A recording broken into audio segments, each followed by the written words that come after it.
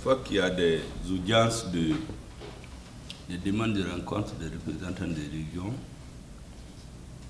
ils sont prioritaires. Parce qu'en général, ils parlent presque tous au nom de toute la région. Et très souvent, c'est des cadres qui connaissent les vrais problèmes. Souvent, c'est les solutions qu'ils n'ont pas. C'est dans les mains du gouvernement. Mais ça aide le gouvernement aussi à comprendre mieux quelles sont les priorités pour telle ou telle région. Parce que vous savez, dans notre pays, tout est prioritaire actuellement. Tout est prioritaire.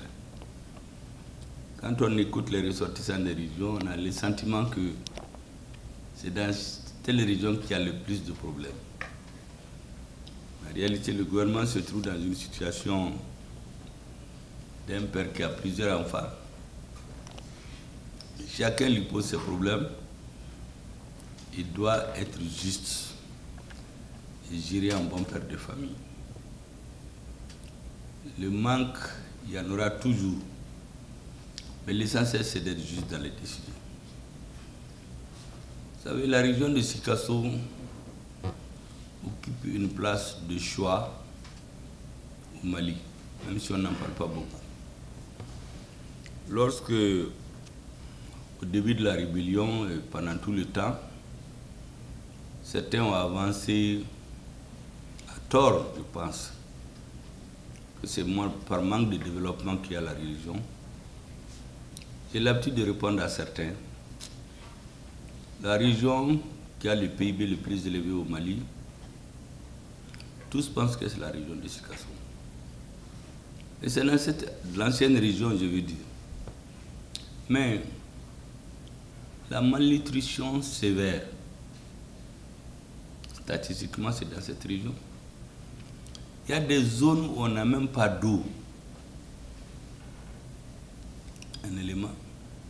La deuxième chose, toute proportion gardée, je ne sais pas maintenant, mais avant, Sikasso avait plus de ressortissants dans l'armée que toutes les autres régions. Donc si vous combinez les deux, ils peuvent aussi se révolter. Pour dire qu'ils sont les plus riches, mais rien ne se fait chez eux et puis ils ont beaucoup de militaires. Ils ne le font pas pourquoi? Parce que ces considérations sont inconnues des Maliens jusqu'à une date récente. Les questions du développement taraudent toutes les régions du Mali. Il y a des avantages naturels que d'autres n'ont pas. Mais toute proportion gardée, il n'y a pas une région où vous ne pouvez pas démontrer que les populations souffrent, qu'il n'y a pas de développement. Donc si ça devait être une raison pour se rebeller, toutes les régions vont être à rébellion, avec Sikasso en tête. Pourquoi les Maliens ne le font pas? Parce qu'ils considèrent qu'ils ont un même pays, ce n'est pas le dialogue et la bonne gouvernance qu'on va résoudre les problèmes, et non pas la force. Certains ont pensé le contraire. Moi, j'ai toujours dit que c'est un leurre que de croire par la force, la violence, le soutien de l'extérieur qu'on peut en imposer à une partie de la population. Et dans des cas comme ça arrivent, c'est l'État qui doit dire non. Un État, c'est la force et le droit. La force a opposé à tout individu, tout groupe d'individus qui décide d'imposer sa volonté aux autres. Et le droit pour défendre les plus faibles. Quand un État se débarrasse de ces deux vertus, il cesse d'être un vrai État au sens moderne du terme. Chez nous, en réalité, depuis un certain temps, s'est instauré une tradition où chaque fois qu'un groupe d'hommes se mettent ensemble, ils veulent en imposer aux autres. Et on a un État qui recule en permanence. C'est vrai, il faut toujours négocier. Mais la vie d'un État ne peut pas se limiter à la négociation. Il y a des moments où il faut utiliser la force légitime de l'État contre ceux qui veulent en imposer aux autres. Si on ne le fait pas, on se retrouve avec des citoyens qui n'ont pas peur. Et quand il n'y a pas la loi, ils n'ont pas honte. Une personne qui n'a ni peur ni honte, ce n'est plus une personne. C'est pourquoi vous trouverez dans notre pays des gens qui s'organisent, ils se lèvent, ils en imposent aux deux, ils fabriquent un discours ou bien ils les fabriquent ailleurs. Et comme ceux qui sont chargés d'arbitrer acceptent ça comme tel, c'est-à-dire l'État, ça s'impose à tous les citoyens. Nous avons décidé, le gouvernement de transition, depuis la rectification avec le président de la transition en tête, de dire non à cela. Et nous avons diagnostiqué la situation du Mali. En réalité, aussi longtemps que l'État va ramener toute son action aux palabres et aux valises d'argent, il n'y aura pas d'État. C'est les citoyens les plus vertueux qui vont faire les frais. Et parmi ces citoyens, ceux de votre région, c'est des gens très pacifiques et des gros travailleurs. Or, j'ai l'habitude de dire aux uns aux autres, même hier je l'ai répété aux Coréens ici, seul le travail anoblit l'homme. Seul le travail. Tous ceux qui croient que c'est par la force qu'ils vont s'imposer aux Maliens, l'État doit s'organiser pour leur dire non. Et donc nous avons stratifié les problèmes. Nous nous sommes dit qu'aussi longtemps qu'on n'aura pas maîtrisé la sécurité dans notre pays, il n'y aura aucune action de développement. On va dire que l'insécurité est confinée au nord, chacun va penser que ça ne va pas lui arriver, mais un jour ça lui arrivera. Il y a des pays qui se moquaient du Mali, qui faisaient les intermédiaires au début de la rébellion. Aujourd'hui, leurs citoyens sont dans la même situation que nous. Mais où sont les dirigeants? Parce que dès que ça chauffe, les dirigeants quittent tout. Ils laissent la population. Donc le terrorisme, la violence, n'a pas de patrie, n'a pas de nationalité, n'a pas d'ethnie. Il a des intérêts et des sponsors. Tout le reste des discours religieux, ethniques, tout ça c'est pour embrouiller les gens. Malheureusement, en Afrique, historiquement, c'est prouvé, ceux qui dirigent arrivent toujours à se faire manipuler par ceux qui savent où est-ce qu'ils vont. Ne sachant pas où est-ce qu'ils vont, comme on dit, il n'y a pas de vent pour celui qui ne sait pas où est-ce qu'il va. Donc certains pensent que c'est en se coalisant avec des terroristes qui peuvent déstabiliser et se venger contre un État ou un pouvoir, et finalement ça les rattrape. Tous ceux qui ont pactisé avec les terroristes au Mali, ils ne peuvent pas gérer le Mali. Ceux qui ont pactisé avec le terrorisme, leur pays ne peut pas tenir. On le voit dans les pays d'Afrique. Il y a des pays, personne ne pensait qu'il y avait le terrorisme, mais ça existe chez eux. La deuxième chose, après la sécurité, nous avons dit clairement qu'un État qui ne peut pas assurer la nourriture de ses citoyens, créer les conditions pour que Dunka fasse abattre, comme on dit, il ne peut pas être légitime. Une fois que les citoyens sont sécurisés, ils demandent à être nourris. Si vous ne pouvez pas les nourrir, vous n'êtes pas légitime. Quelle que soit la façon dont vous arrivez au pouvoir, démocratiquement élu, par la force ou par succession dynastique. La troisième dimension de la légitimation d'un État, c'est l'éducation. Un peuple qui n'est pas éduqué ne peut pas s'assumer. Et enfin, la liberté des citoyens d'aller et venir et s'exercer librement, les mouvements, les paroles, ça c'est la troisième dimension. Mais les trois premières sont fondamentales. J'ai expliqué pas plus tard qu'hier à des invités ici, des Coréens, qu'au lendemain de la Seconde Guerre mondiale, leur pays était au même niveau de développement que la Côte d'Ivoire, le Ghana et d'autres pays. Aujourd'hui, leur PIB est plus que tous les pays d'Afrique noire réunis. Qu'est-ce qui a fait ça? Deux facteurs. Des dirigeants éclairés qui savent où est-ce qu'ils vont et un peuple travailleur. Ce n'est pas les considérations de démocratie, dictature. Je leur ai dit qu'au début, leur développement, c'est sous un régime militaire qu'ils l'ont amorcé. Mais ce régime a dit, il faut que je sécurise ma population et que je la nourrisse. C'est pour cela qu'ils se sont attaqués à la nourriture de leur population. Ils l'ont réglé en 5 ans. Personne n'a plus faim dans leur pays. Parallèlement, ils ont développé l'enseignement. Vous venez de dire, un peuple qui n'est pas éduqué ne peut pas aller de l'avant. Ils ont l'un des systèmes éducatifs les plus perfectionnés dans le monde. Le fonctionnaire le plus payé chez eux, c'est l'enseignant. La matière la plus coefficiée, c'est la morale. Parce que tout commence, c'est fini par l'homme.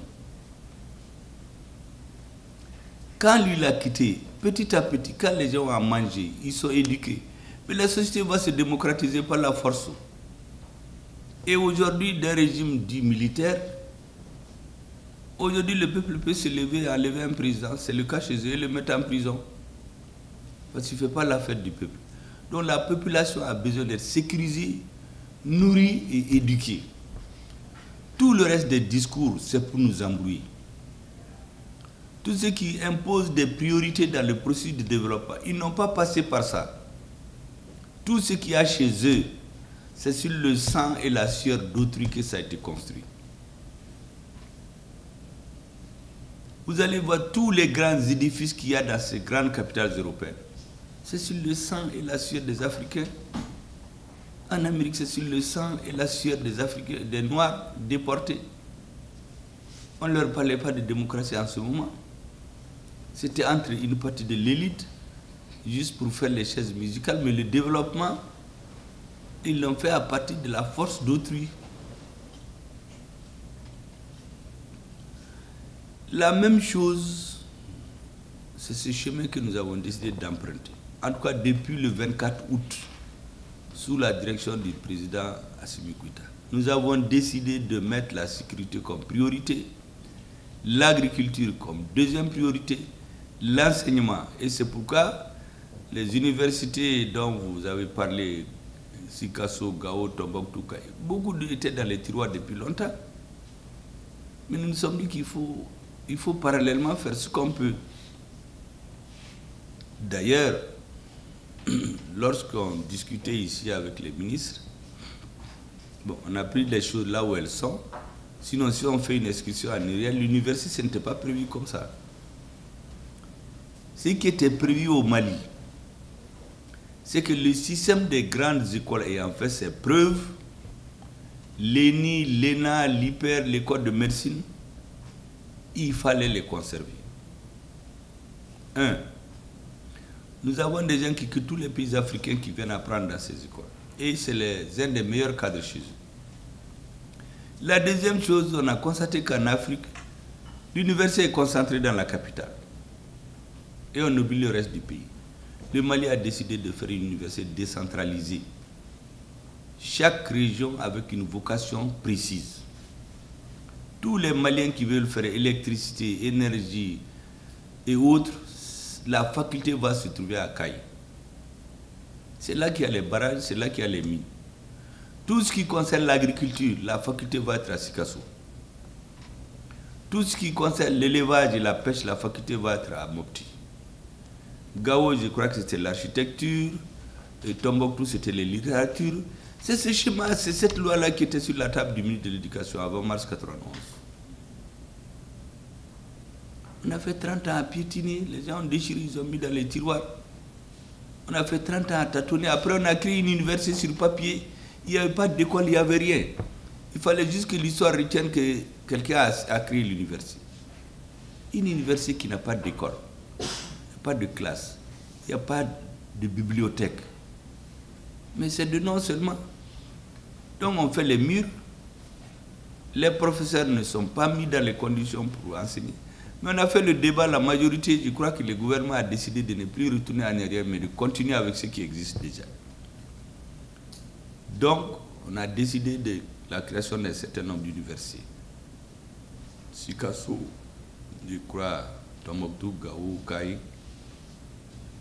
Parce que nous sommes convaincus que lorsqu'on a fini d'inverser les tendances en matière de sécurité, lorsque la population n'aura plus de problèmes de quotidien à manger, le top priorité du gouvernement, ça va être d'éduquer la population. Parce qu'une population bien éduquée, c'est elle qui va porter le développement. Il suffira d'avoir un leader qui sait bien là où on va, qui oriente bien les choses. Je dis aux gens qu'aujourd'hui, la priorité pour nous, c'est la guerre contre le terrorisme. Parce qu'on a fait 30 ans, ce cancer-là a gagné notre pays et a gagné les autres pays africains. Parce qu'il y avait des complicités où on pense que c'est l'argent et la palabre qui règle. Or, il y a des gens qui vivent de la crise. Ils ne veulent pas que ça finisse. C'est des sacs d'argent qu'on leur donne, qui se distribuent dans la banlieue de Bamako, et ils manipulent des gens qui sont permanemment en guerre pour diviser le pays, à tuer les citoyens. On a dit qu'il faut mettre fin à ça. Et nous nous sommes engagés à équiper l'armée. Bien sûr, il y a eu des manques quelque part. Les citoyens sentent que quelque chose leur manque, mais il y a des objectifs. Et c'est pour cela qu'aujourd'hui, je dis aux uns aux autres, que Dieu merci, nous ne baissons la tête devant personne. Certains qui se moquaient de notre pays aujourd'hui ont disparu de la scène, mais le Mali a existé et continuera d'exister. Il y a une lutte qui est entrée dans une phase très sensible. Lorsque nous avons demandé de recouvrir la totalité de notre souveraineté en n'ayant l'appui d'aucune force internationale chez nous, on nous a dit que ce n'est pas possible. Certains ont dit qu'on va le regretter. Mais nous avons pris nos responsabilités. Nous avons demandé le départ des forces internationales. Il y a des gens qui ont juré qu'on va le regretter. Il y a des pays qui ont juré qu'on va le regretter. Il y a des individus au Mali qui vivent de la crise, qui ont juré aussi qu'on va le regretter. Tout ce que vous entendez actuellement comme crise, comme attaque, participe de cette notion-là.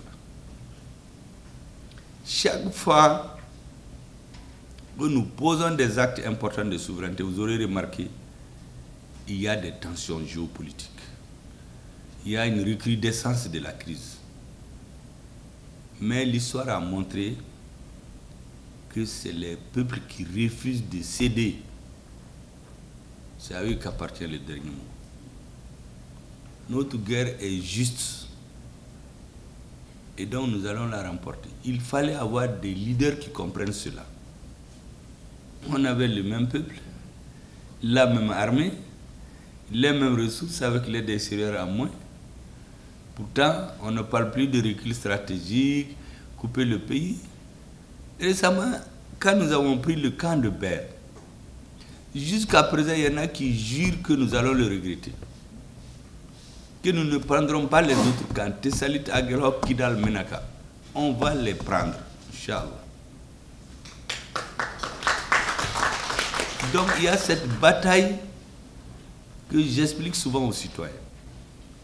Il y a une bataille communicationnelle.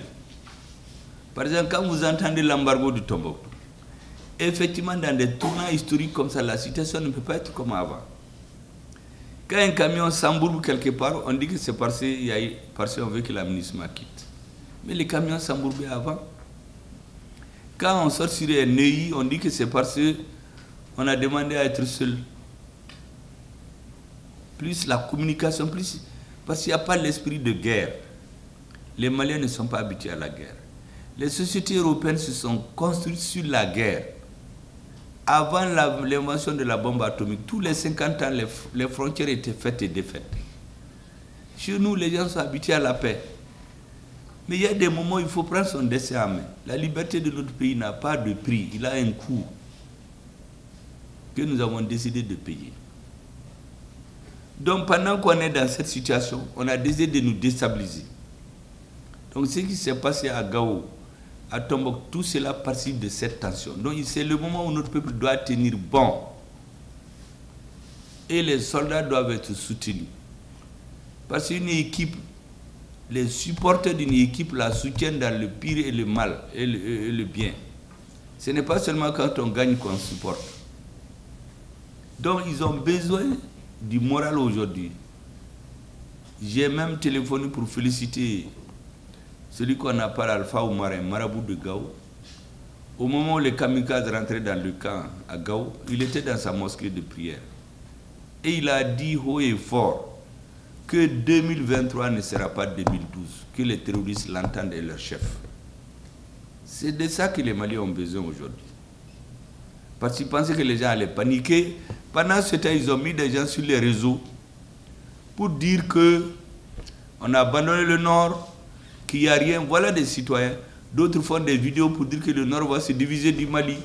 Le reste du Mali n'a pas besoin du Nord. Ça, c'est la communication des terroristes pour déstabiliser les gens dans leur esprit. D'autres disent qu'il n'y a pas de soutien, donc la population est négligée. En oubliant que l'armée est sur le terrain, le chef d'état-major général est sur le terrain, on est en train de faire une évaluation de la situation pour pouvoir envoyer une délégation. Parce qu'on n'envoie pas une délégation ministérielle dans le feu juste pour dire aux gens. Tout est en train de se préparer. C'est pendant ce temps que certains ont voulu continuer les mêmes embuscades. Vous savez ce qui s'est passé à Bourem ce matin? Ils ont mis sur les réseaux qu'ils ont pris le camp de Bourem, mais on les a tous terminés, c'est fini. Parce qu'en réalité, la guerre actuelle, c'est une guerre que l'État malien mène contre les terroristes. Les mouvements dits signataires là ne font que la communication pour le compte des autres. En général, quand ils font, c'est eux-mêmes qui communiquent. Mais cette fois, ils ont décidé de se taire et laisser la communication pour les autres, qui disent aux gens qu'ils ont pris tel... Mais ils n'ont rien, ils n'ont personne. Si les gens quittent la banlieue de Bamako, où ils ont des villas, on prend l'argent, on construit ici, ils quittent la ville de Kidal, il n'y a plus rien. C'est les terroristes qui tiennent le pays où ils sont. Donc, ils sous-traitent en communiquant pour eux. Ceux qui parlaient ce matin qu'ils ont pris le camp de Berry, ils ne sont même pas au Mali, nous savons où est-ce qu'ils sont. Mais ceux qui sont venus au camp ne sont plus retournés. Ça va continuer comme ça. Notre pays ne va pas céder. Les bases de Tessalit, d'Aguelhok, de Kidal, nous allons les prendre. Notre armée a besoin d'être soutenue, d'être comprise. On a dit l'autre jour qu'ils ont abattu un avion, mais un avion qui tombe, abattu, mais on voit les débris. Ce n'est pas un avion entier sur terre qu'on vient. La réalité, c'est que le pilote a fait ses opérations militaires. C'est de retour qu'il y a eu un vent de sable violent. Même les gens de Gao peuvent le témoigner. C'est dans ce vent de sable que le pilote a pris le contrôle. Il a préféré se faire éjecter, l'avion est tombé. Mais il n'y a pas de débris d'avion là-bas.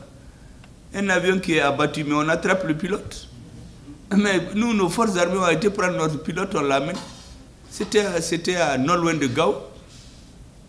L'opération qu'il a menée, c'est jusqu'au Grand Nord, vers Kidal.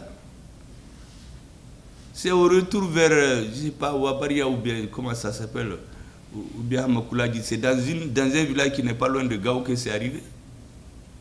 Mais dès qu'ils ont eu l'information, parce qu'il y a des forces étrangères qui sont sur nos territoires, il y a des forces spéciales étrangères qui travaillent pour leur compte.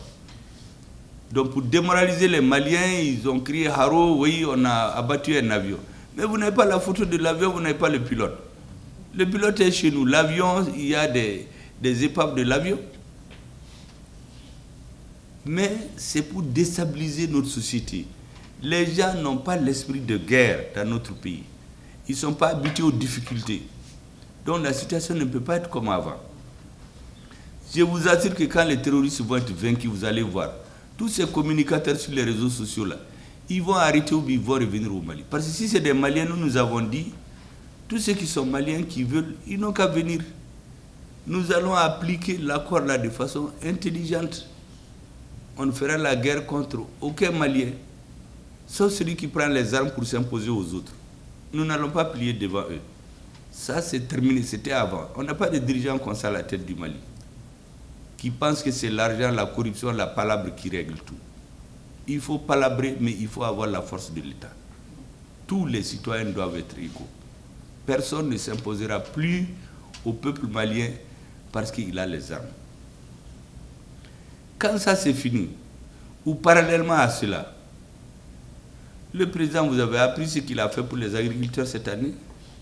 Lui-même, il a pris en charge l'État, donc, les subventions pour les engrais. Parce que nous sommes convaincus que parallèlement aux questions de sécurité, il faut que les problèmes de nourriture, les Dunkafala, que ça soit plus posé au Mali.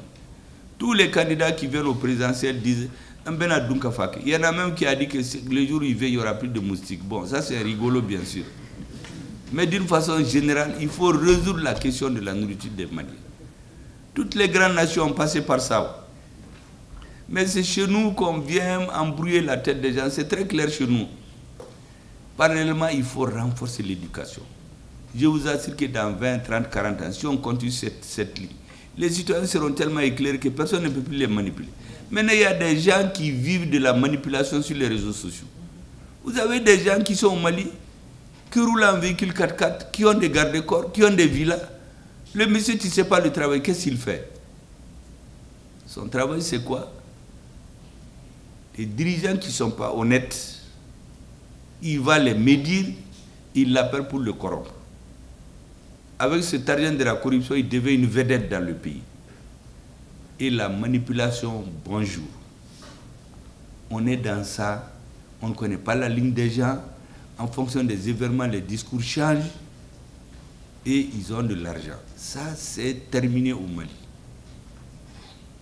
Nous avons des gens qui nous ont appelés pour faire le même type d'exercice. Moi, je leur ai dit de parler jusqu'à Diapaga. Assimi Goïta ne reçoit personne si votre dossier n'est pas sérieux. Quand ils ont dit qu'ils ont mis les interdictions de visa, j'ai dit, mais Assimi Goïta et Sadio Kamara, ils ont quel visa? Après Kati, ils viennent à Bamako. Ils n'ont pas besoin de visa. Voici ce qu'on est en train de faire. Donc, l'université, effectivement, c'est moi qui ai signé, je crois, le Premier ministre a signé en mai, je crois, la désignation des chefs de mission universitaires pour les différentes villes. Sikasso, c'était déjà fait, maintenant à Tombouctou, Kaï, Gao, parce que nous voulons poser des jalons de manière que les équipes qui viendront après, si la trajectoire de la transition est maintenue, et les Maliens n'ont d'autre choix que de maintenir cette trajectoire, il faut que dans une génération, les choses changent au Mali. Que les mentalités changent, que le pays change, que les gens vivent mieux. Un dirigeant qui arrive à faire ça, mais vous n'avez pas besoin de voler pour vivre normalement, décemment. Parce qu'il y a des hautes fonctions, quand les gens les atteignent, ils n'ont pas besoin de voler pour vivre normalement. Mais celui qui veut accumuler des centaines de milliards, mais c'est un homme d'affaires, il n'a qu'à aller faire les affaires. Ce n'est pas interdit. Vous pouvez être un multimilliardaire en faisant les affaires, en faisant l'agriculture. Mais vous ne pouvez pas appréhender des postes politiques administratifs pour accumuler des milliards. Ça, c'est la corruption. La terre, nous savons qu'elle a vocation agricole. Mais qu'est-ce qu'on a constaté? Un groupe de gens en bande organisée, parce qu'ils ont accès au pouvoir d'État, font prendre des décrets en Conseil des ministres pour changer la vocation des terres. Elles ne sont plus agricoles, on donne à des amis. Ils vont faire la spéculation foncière là-dessus. Mais ça c'est ce qu'on a assisté au Mali. Des gens qu'on va exproprier, on les chasse et on vend les terres. Il faut arrêter cela. Les rails, c'est 50 mètres, la zone de servitude. Il s'est trouvé des gens au Mali qui ont pris des lois pour ramener à 10 mètres. Ça n'a pas suffi. Il y en a qui ont été construits des maisons sur les rails parce qu'ils croient que ça ne va plus reprendre, c'est fini. Bon, quand tu vois le propriétaire de ces maisons en train de te parler, mais tu ne peux pas le considérer. Il y en a beaucoup comme ça. L'aéroport, des gens l'ont vendu. Si je n'avais pas eu le changement du 24 mai, l'aéroport serait vendu. La CMDT serait vendue. On ne peut pas accepter ça. On ne peut même pas tout dire aux Maliens. C'est pourquoi on a décidé de faire ce qu'on peut. Ceux qui viendront vont continuer. Il n'est plus question qu'une seule personne vienne faire ce qu'il veut. Vous savez, j'ai reçu à l'extérieur, j'étais dans une mission, j'étais avec un groupe de ministres. Un grand monsieur qui vient de son pays. Il vient très essoufflé parce qu'il était énervé. Qu'eux, ils ont acheté un port sec au Mali. Ils ont versé l'argent, près de 20 milliards. Et eux, ils n'ont pas leur terre, ils n'ont pas d'interlocuteur. Et je lui ai dit de se calmer. J'ai dit, vous savez, comme bien comprendre un ami, on se met à sa place. Et c'est dans votre pays. Vous auriez accepté que des Maliens viennent. Ils achètent des terres chez vous. Ils ne se préoccupent même pas où iront ceux qui vont. Parce que les terres que vous avez achetées en Akaki, il y a 11 000 personnes qui vivent là-bas. Il y a 11 villages. Ils ne se préoccupent pas de ce qu'on va faire. Le port sec, on le construit. Il n'y a pas un opérateur économique de votre pays là-dedans. C'est les Maliens qui viennent le construire, c'est pour eux. Or, les importations, c'est les citoyens de votre pays qui le font. Et si vous aurez accepté ça chez vous? Il dit non. Il dit, mais pourquoi voulez-vous qu'on accepte chez eux? Il dit qu'ils ont payé leur argent. Il dit, mais vous avez payé à quelqu'un qui n'est pas sérieux. Il ne suffit pas d'être Premier ministre pour faire ce qu'on veut dans un pays. Vos 20 milliards là, celui à qui vous les avez perdus, vous avez versé, mais c'est son affaire. Mais il s'est dégonflé. Il a dit que le ministre des Infrastructures est là. Vous envoyez une délégation. Ils vont discuter. Nous allons faire un accord entre vous et l'État malien. Ou entre les États en bonne et due forme. Mais allez voir un responsable, lui donner de l'argent pour... On ne peut pas faire ça, en tout cas, sous la transition. Nous, on a vécu des choses comme ça. C'est innombrable. Pendant que les Maliens mouraient du Covid, des gens s'organisent à sortir l'argent, l'amener ailleurs, et puis le ramener ici dans des valises, venir donner à des responsables qui font des meetings pour se faire valoir. Mais on ne peut pas accepter ça. Donc quand on gère ces sujets, on gère aussi les questions de sécurité qui sont prioritaires. Nous devons gagner cette guerre. Nous devons parallèlement régler les problèmes de nourriture. Nous devons parallèlement régler les problèmes d'éducation. Et dans les trois cas, votre région fait partie des régions centrales. Je viens d'expliquer, je ne connais pas la géographie de l'armée aujourd'hui, mais récemment, ça a une date retraite, il n'y a pas plus de ressortissants d'une région que de l'ancienne région de Sikasso. Si on passe à la sécurité, on passe à la nourriture, c'est l'une des régions qui nourrit le Mali, parmi d'autres. Les questions d'éducation, vous venez de dire, le plus grand nombre de bacheliers sont dans cette région. Quand on prend toutes les anciennes régions, aujourd'hui, Bougouni, Koutiala, Sikasso et tous les autres. C'est pour vous dire que nous, on a une claire conscience de ce qui est notre devoir aujourd'hui. Le devoir des dirigeants, ce n'est pas de penser qu'on peut tout résoudre. C'est de résoudre quelque chose avant de partir. Et que ceux qui viennent brique par brique construisent. Il ne s'agit pas aussi de venir tout balayer pour dire que les autres n'ont rien fait. Souvent, c'est ça chez nous, c'est ce qui nous empêche d'avancer. Tout ce qu'une génération construit, quelqu'un d'autre vient, il balaye tout, il recommence à zéro. Alors qu'il suffit juste de faire un bon diagnostic pour prendre ce qui est positif et construire pour aller de l'avant. Bon, c'est cette voie-là que nous avons choisie. L'autre voie, c'est que personne ne va plus s'imposer à nous. Si vous n'avez pas raison, vous n'avez pas raison. Les premiers auxquels on va démontrer ça, c'est les rebelles. Ils vont échouer dans cette tentative de partition du Mali. Quand les gens vont échouer, Ils viendront, on va discuter. Nous avons dit que les seules choses qu'on ne peut pas toucher, c'est l'intégrité du Mali, son unité nationale, la forme républicaine et laïque de l'État. Tout le reste là, l'organisation interne de notre pays, nous allons nous entendre là-dessus. Mais celui qui dit qu'il n'est pas d'accord, qu'il impose sa vision, on ne l'acceptera pas. Et on se donnera les moyens de refuser. Parce qu'avant on refusait dans la bouche, le jour, la nuit sous les tables, on va tout signer. C'est ce qu'on avait fait jusqu'ici, parce que tous les papiers n'ont pas été montrés aux Maliens. Il est arrivé des cas où des ministres n'ont pas vu les papiers. Moi, j'étais ministre de la communication. On a créé des structures à l'insu des ministres. Un ministre et le premier ministre, on a amené jusqu'à l'ONU. Mais j'ai dit au premier ministre, il faut nous sortir de votre équipe, on ne peut pas continuer. Je leur ai dit que c'est que les rebelles n'ont pas eu les armes, ni dans la négociation. On se cache pour le leur donner sous la table. Mais ça n'a jamais réglé de problème.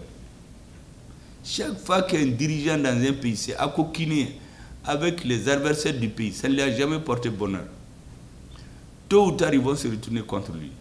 Vous ne pouvez pas comprendre qu'un président vienne s'asseoir pour dire que les mouvements de rébellion sont d'essence démocratique. Un président de la République qui vient tenir un discours comme ça. On peut pactiser avec les gens pour des questions tactiques, mais pour des raisons stratégiques, on ne peut pas. C'est pour cela que la question de souveraineté dont vous parlez là, c'est une question centrale chez nous. Tout État qui nous aborde aujourd'hui, on pose nos trois questions. Est-ce que notre souveraineté en souffre?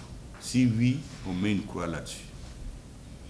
Si notre souveraineté est soft, pose la question, est-ce que vous allez vous mêler de nos affaires intérieures, nous dire, allez-y avec cela, ne veut pas aller avec cela. Si vous dites non, on est des amis. La troisième chose, quel est l'intérêt de notre pays, dans tout ce que nous faisons ensemble? Quel est l'intérêt de notre pays? Une réponse positive à ces questions nous permet aujourd'hui de travailler avec tous les pays du monde. Nous n'avons aucun pays ennemi. Tous les peuples du monde en général sont pacifiques. C'est les dirigeants qui font souvent les belliqueux pour s'imposer aux gens. Et c'est ce que nous avons refusé. Sinon, on n'a aucun pays adversaire aujourd'hui. Aucun. Et je voudrais terminer par vous remercier parce que vous expliquer cela aussi, c'est une opportunité que vous nous donnez. Posez vos problèmes, j'ai très bien noté tout ce que vous avez dit. Ça veut dire qu'il faut qu'on intègre dans tout ce que nous faisons les préoccupations des uns et des autres, leurs idées, leurs suggestions. Parce que souvent, on n'a même pas besoin de réunir des gros cadres pour faire des programmes de développement, d'avancée du pays. Il suffit juste de rencontrer les grandes associations comme les vôtres de toutes les régions. Vous faites la synthèse, vous avez les préoccupations des populations. Il n'y a pas besoin d'aller payer de l'argent à des consultants, des centaines de millions pour savoir ce que les gens veulent. Et la région de Sikasso, c'est l'une des premières régions, comme l'a dit Dagamaïsa, que j'ai visitée. Ce n'est pas par hasard d'ailleurs. C'était choisi exprès parce qu'on voulait effectivement voir ce qui se passe en matière d'agriculture. J'ai même dit aux ressortissants de Bougouni, c'est lors de ce voyage-là que moi j'ai demandé à mes collaborateurs de me trouver une tenue traditionnelle parce que je ne me voyais pas dans des champs de coton, en veste cravate ou en bazin brodé. Et on m'a donné une tenue traditionnelle que j'ai portée. Je ne savais pas que j'ai soulevé une grande montagne, un gros lièvre, parce que de retour, les artistes du Mali sont venus ici pour dire que la semaine qui a suivi, tout a été acheté chez eux. Alors, donc moi, la promesse que je leur ai faite, c'est qu'aussi longtemps que je serai dans la transition, je porterai leurs habits. Donc j'ai vu le président, comme je ne fais rien sans lui dire, je lui ai expliqué.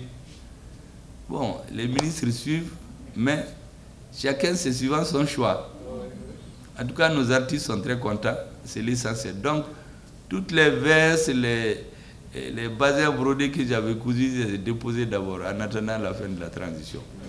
Donc, ça c'est l'impact, le premier impact de mon voyage symbolique. de la région de Sikasso, plus tout ce que j'ai pu comprendre là-bas. En tout cas, merci beaucoup de la demande de cette audience. J'ai très bien enregistré les préoccupations que vous avez soulevées et elles ne sont pas tombées dans l'oreille d'un sourd.